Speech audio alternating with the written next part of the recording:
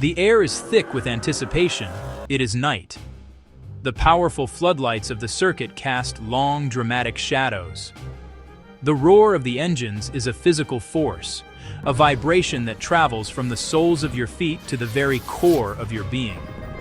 One car leads, its rear lights a pair of red eyes staring back at the hunter. The crowd is a single entity, a collective lung that has forgotten how to breathe. For 57 laps, the story has been written in one direction. But in the final lap, on the final corners of the final race of the year, the ink is about to run, and the story will be rewritten in a flash of speed and controversy. This is the moment that would echo through time. It wasn't just a race, it was the culmination of a brutal, year-long war. The championship had come down to this singular point in time. Two titans of the modern era. The points were tied. The maths was simple and savage. Whoever finished ahead of the other would be crowned the champion of the world. There were no second chances, no calculations to be made, no safety net. It was winner takes all.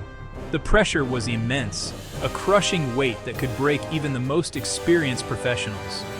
All year, the championship had swayed back and forth, a pendulum of triumph and despair.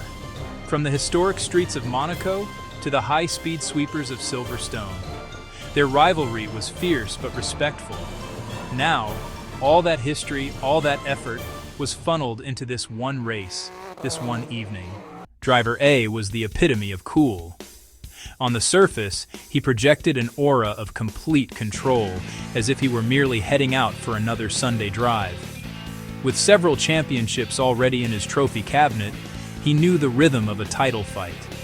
He understood that speed was only half the battle. The other half was mental fortitude.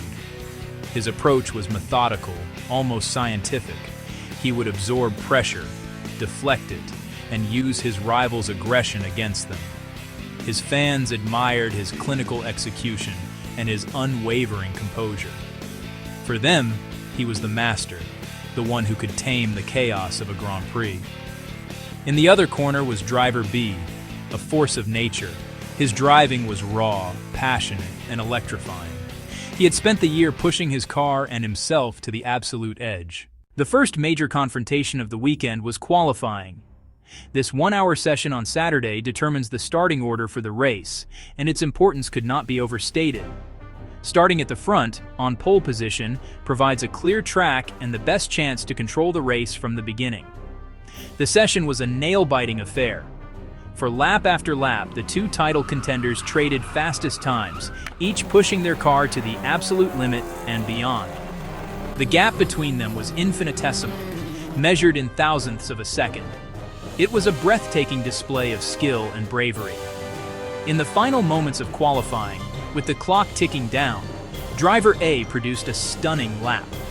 It was a masterpiece of precision driving, a perfect blend of aggression and control. He crossed the line to take pole position, a crucial advantage for the race. Driver B, despite giving it his all, had to settle for second place on the grid. Race day arrived with a brilliant, clear sky. The grandstands were packed, a sea of color and noise. The air hummed with nervous energy as the 5 red lights illuminated on the starting gantry. A hush fell over the crowd. One by one, the lights went out, and with a deafening scream of 20 engines, the race began. Driver A, from pole position, made a perfect getaway. He reacted instantly, his car surging forward to claim the racing line into the first corner. He had successfully converted his qualifying advantage into the race lead, the first critical step in his plan. Behind him, driver B's start was not as strong. He suffered a fraction of a second of wheel spin, a tiny error that cost him momentum. He was forced to defend his second position from the cars behind him rather than attacking for the lead. By the time the field had navigated the opening sequence of corners, driver A had already started to build a small but significant gap. The initial phase of the race was going exactly to his plan. He settled into a comfortable rhythm, his lap times metronomically consistent, his driving smooth and unflustered. He gradually extended his lead, second by second, until it was over 8 seconds. He was in a difficult position, running in the turbulent, dirty air of the car ahead. The pit stop window opened. The tension on the pit wall became unbearable. Driver B's team decided to roll the dice. They called him in for an early pit stop. His mechanics performed flawlessly, changed all 4 tires in under 3 seconds. He rejoined the track, setting blistering lap times on his fresh rubber. Now the pressure was on driver A's team. They called their driver in on the very next lap. His stop was also clean. He emerged from the pit lane just ahead of his rival. The undercut had failed. Driver A retained his lead. As the race moved past its halfway point, re-established a healthy lead of around 8 seconds. Far down the order, a midfield car suffered a technical failure and spun into the barriers at high speed.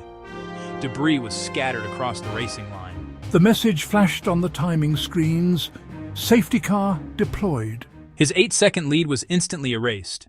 With the wreckage cleared, the laps were running out.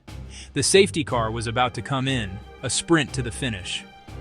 It was in this moment the race took its most controversial turn.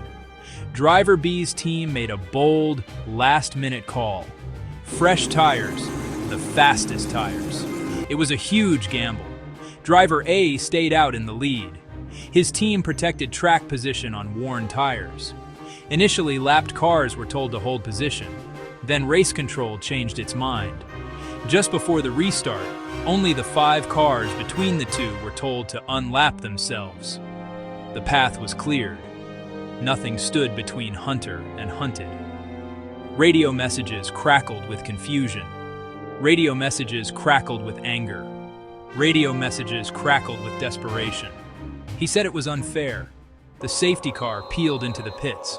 The final lap began.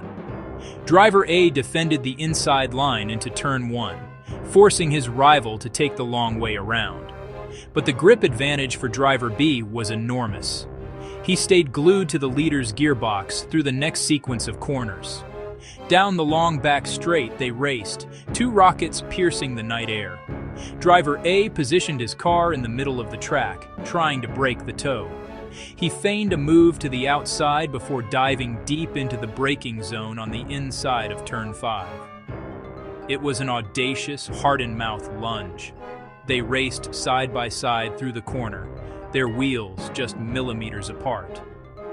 Driver A tried to fight back, to hold his line on the outside, but his old tires gave up. He couldn't carry the speed. Driver B made the move stick.